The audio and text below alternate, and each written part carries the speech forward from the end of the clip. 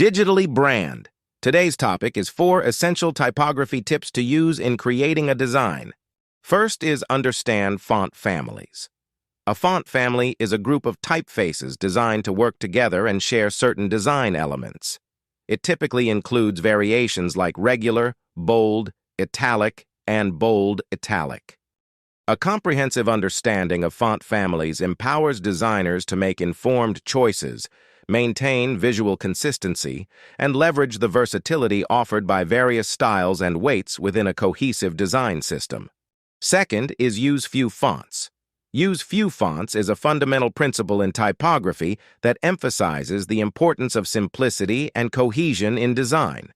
Using a limited number of fonts within a project can enhance readability, maintain visual harmony, and create a more polished and professional appearance. Using few fonts in your design contributes to a cleaner, more organized, and aesthetically pleasing layout. It's a practical approach that prioritizes clarity, professionalism, and a cohesive visual experience for your audience. Third is respect font integrity.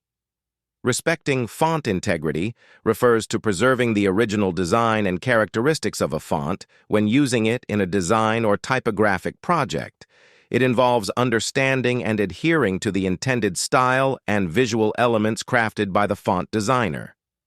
Third is respect font integrity. It contributes to a more cohesive and visually appealing typographic experience while honoring the craftsmanship that goes into creating fonts. Fourth is the art of kerning.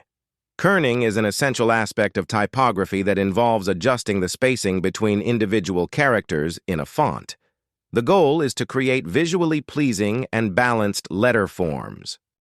Kerning is a nuanced and meticulous practice within typography that contributes significantly to the overall aesthetics and readability of text. It requires a keen eye for detail and a commitment to achieving visual balance between characters. Thank you for watching. Let's subscribe and share our video. It takes a lot of effort to make an informative video.